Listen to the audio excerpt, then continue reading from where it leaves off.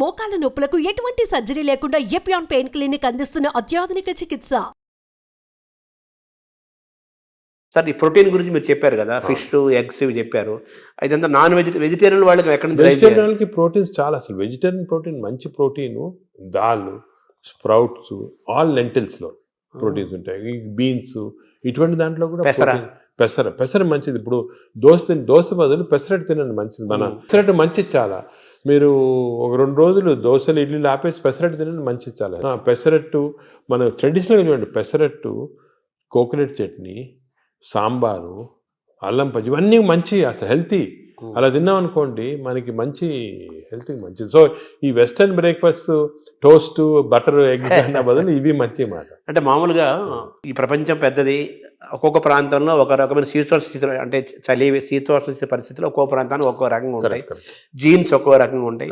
దీన్ని స్టడీ చేసి కొన్ని వందల వేల సంవత్సరాల క్రితమే ఆయా ప్రాంతాలకి ఈ ఆహారం మన వాళ్ళు డిసైడ్ చేశారు. 100 ఏళ్ల నుంచి మనం అవే ఫాలో అవుతున్నాము కదా.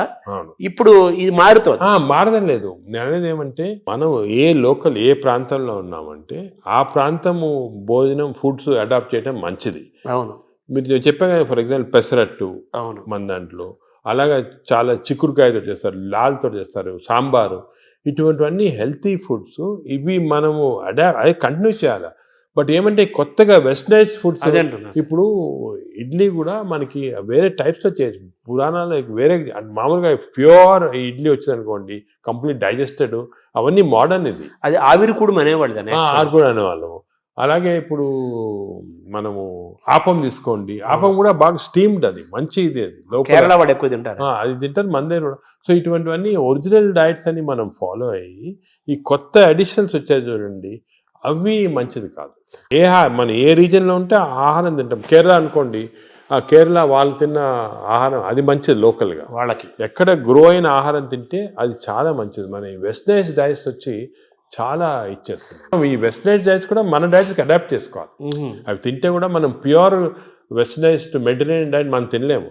మన దానికి అడాప్ట్ చేసుకొని తింటే మనకి మంచిది. మన దోశలు వాళ్ళు తింటున్నారు, వాళ్ళ బర్గర్లు పిజ్జాలు మనం తింటున్నాం. అదే మిస్టేక్. ఇప్పుడు మామూలుగా నేను విన్నాను, ఎవరో చెప్పగా విన్నాను, ఈ బ్యాక్టీరియా మైక్రోబయోమ్ ఇంపార్టెంట్ అని చెప్పారు కదా మీరు. ఈ క్రమంలో అసలు మన బ్యాక్టీరియా ఆల్మోస్ట్ మనం కోల్పోయి యూరోపియన్ బ్యాక్టీరియా వచ్చేసింది అంటున్నారు మనలోకి.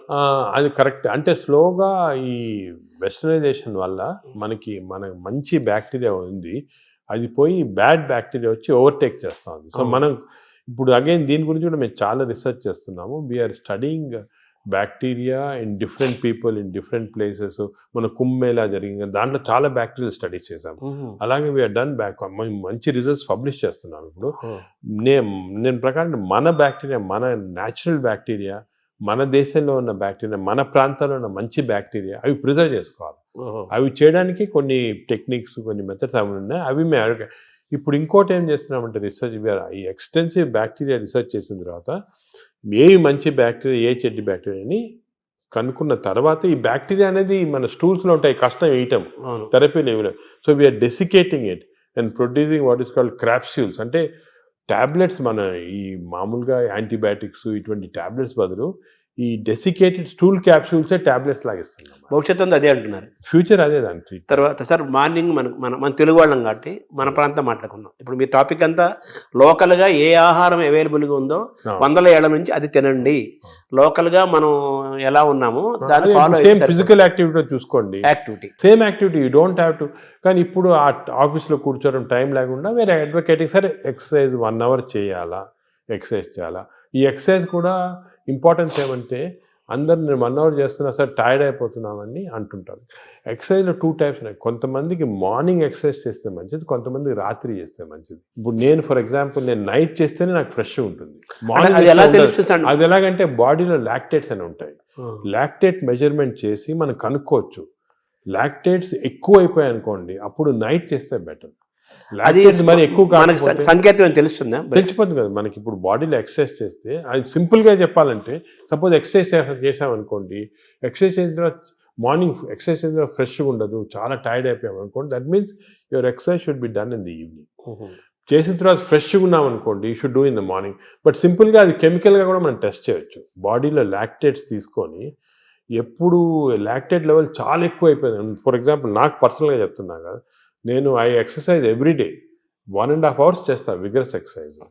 కానీ ఆ ఎక్సర్సైజ్ మార్నింగ్ చేశాను అనుకోండి, I feel dull whole day.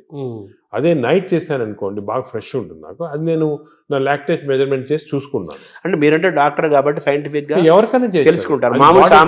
మామూలు వాళ్ళు మీరు కూడా ఏం లేదు, ఇప్పుడు ఎక్సర్సైజ్ చేసి మీ బ్లడ్ శాంపుల్ లాక్టేట్ లెవెల్ పంపించారు అనుకోండి, లాక్టేట్ లెవెల్ మరీ ఎక్కువ ఉంటే మీరు నైట్ చేసుకుంటారు బెటర్. అంటే మన బాడీ సంకేతం ఇస్తుంది కదా, మైండ్ లో కూడా తెలిసిపోతుంది మనకి ఏది ఎక్సర్సైజ్. మీకు కూడా మార్నింగ్ వాక్ చేశారనుకోండి, కానీ ఇంకోటి ఏమంటే ఎక్సర్సైజ్లో ఏదో లీజర్లీ ఫ్రెండ్స్ మాట్లాడుకుంటా, కాఫీ తాక్కుంటా, ఏదో స్మోక్ చేసుకుంటా వాకింగ్ అది విగ్రెస్గా మినిమం పర్ అవర్ 6 kilometers నడవాలి. Minimum 6 is minimum. అంటే ఐడియల్ 5 kilometers అంటారు కాదు, 6 అదే సెకండ్. అదేవిధంగా ఈ ఎక్సర్సైజే కాకుండా మజిల్స్ చాలా ఇంపార్టెంట్. మనకేం తెలిసిందంటే మన మెటబాలిజము బాడీ నుంచి మజిల్స్ తెప్పిస్తే మంచిది బాడీకి. సో చిన్న చిన్న మజిల్ ఎక్సర్సైజెస్, హ్యాండ్ ఎక్సర్సైజెస్, ఈ కోర్ ఎక్సర్సైజ్ అంటాం, అంటే బాడీలో ఉన్న అబ్డామన్ మజిల్స్ కోర్, ఈ కోర్ ఎక్సర్సైజ్ ఇవన్నీ చేసి మన బాడీలో muscle strength plus aerobic strength అంటే అలాగా వీ కెన్ డూ ఈ వాకింగ్, సైక్లింగ్, స్విమ్మింగ్, ఇవన్నీ ఏరోబిక్ ఎక్సర్సైజ్. ఈ రెండు ఈక్వల్ కాంపనెంట్ చేయాలి. మామూలు చాలా మంది ఉట్టి వాక్ చేసి వదిలేస్తారు, అది లీజర్లీ వాక్. రోజు పొద్దున ఒక 2-3 kilometers ఫ్రెండ్స్ నడిచి వచ్చి బాగా బ్రేక్ఫాస్ట్ తిని హ్యాపీ కరెక్ట్ కాదు, తెలియదు అది. So we have to do the correct type of exercise. Morning ఎక్సర్సైజా, ఈవినింగ్ ఎక్సర్సైజా, ఎంత ఎక్సర్సైజ్ చేయాలా, ఏ బాడీకి ఎక్సర్సైజ్ చేయాలా, abdomen and central abdomen exercise, hands muscle, ఇవన్నీ కూడా కరెక్ట్గా అడ్వైస్ తీసుకొని చేయటం బెటర్. అంటే మామూలుగా కార్బోహైడ్రేట్స్, ప్రోటీను, మీటు ఇలా పర్ఫెక్ట్ సంపూర్ణమైన ఆహారం ఎలా ఇంపార్టెంటో మన ఎక్సర్సైజ్ ఫార్మేట్ ఎక్సర్సైజ్ ఎప్పుడు చేయాలా, ఏ ఎక్సర్సైజ్, అవి కూడా చాలా అది నెగ్లెక్ట్ చేస్తాం. వాకింగ్, ఏరోబిక్స్, ఇవన్నీ ఎక్సర్సైజ్ కాంబినేషన్ చేయాలి. ఇప్పుడు థర్డ్ కాంపోనెంట్ గట్ హెల్త్ కి స్లీప్ గురించి చాలా మిస్ నామర్స్. అంటే చాలా మంది బిజీ వాళ్ళు, ఇప్పుడు నేను కూడా మొట్టమొదట ఇది కూడా మిస్టేక్స్ చేసేవాళ్ళము. టైం లేదని చెప్పి 4 గంటలు పండుకోవటము అలా చేసి కొంతవరకు ఈ బ్యాక్టీరియా చాలా important. They are very sensitive to sleep. Bacteria కూడా పండుకోవాలి కదా, రెస్ట్ ఇవ్వాలి కదా. మనం సపోజ్ మన బాడీ వర్క్ చేస్తుంది, దాని రెస్ట్ అవి ఇరిటేట్ అయిపోయి గుడ్ బ్యాక్టీరియా పోతాయి బాడీలో. అంటే ఎలాగంటే మన ఆర్గనైజేషన్ ఎంప్లాయీస్ ఉంటారు, మన ఎంప్లాయీస్కి రెస్ట్ ఇవ్వకుండా రాత్రి పగలు పని చేయండి అంటే మంచోళ్ళు వెళ్ళిపోయి చెడ్డోళ్ళు మిగులుతారు. డిసిప్లిన్ మధ్య ఫైట్ వచ్చి అలాగే బ్యాక్టీరియా కూడా సేమ్ ఒక ఫ్యాక్టరీ లాగా లోపల. లుక్ ఆఫ్టర్ స్లీప్ నార్మల్గా ఇండివిజువల్గా ఒకరికి 8 hours, కొంతమంది 6 hours, అలా డిఫరెంట్ రేంజ్. 6 to 8 hours అంటాము, 7 hours నార్మల్గా యావరేజ్. మరీ ఎక్కువ స్లీప్ 10 hours చేస్తే కూడా లోపల బద్ధకం వచ్చేస్తుంది, బ్యాక్టీరియా కూడా బద్ధకం వస్తుంది. ఎంత ఇవ్వాలి అంత ఇవ్వాలి, 7 to 8 hours. కానీ మోస్ట్ ఇంపార్టెంట్ ఏమంటే మనం మాడిఫై కూడా చేసుకోవచ్చు ఈ స్లీప్. కొన్ని ఎక్సర్సైజెస్ వల్ల 8 hours అవసరం ఉన్న స్లీప్ 4 hours సేమ్ స్ట్రెంగ్త్ రావచ్చు. అదేమంటే రెమ్, నాన్ రెమ్ స్లీప్ అంటారు. రెమ్ స్లీప్ ఇంపార్టెంట్ మనకి, ర్యాపిడ్ ఐ మూవ్మెంట్ స్లీప్ అంటారు, గాఢ నిద్ర అంటారా. ఆ రెమ్ స్లీప్ అనేది మన నిద్రలో డ్రీమ్స్ వస్తాయి, అవన్నీ రెమ్ స్లీప్. ఈ రెమ్ స్లీప్ మనం if are able to condense to 4 hours we can get. ఇది కూడా ఒక టెక్నిక్, ట్రైనింగ్, అంటే ఇది ఒక సెపరేట్ సబ్జెక్ట్, చాలా టైం పడుతుంది. స్లీప్ హైజీన్ అంటారు కదా, sleep hygiene, sleep training, sleep technique ఇవన్నీ ఉన్నాయి.